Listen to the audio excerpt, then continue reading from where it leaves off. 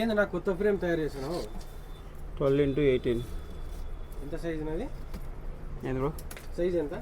12x18 first quality super fine క్వాలిటీతో ఈరోజు ఒకటి చేస్తా ఉన్నాము. చూసుకోవచ్చు మీరు ఎంత బాగా కనిపిస్తుందో. యాక్చువల్లీ ఒరిజినల్ ఫోటో వేరే ఉండేది. ఆ ఫోటో ఇస్తారా ఒకసారి?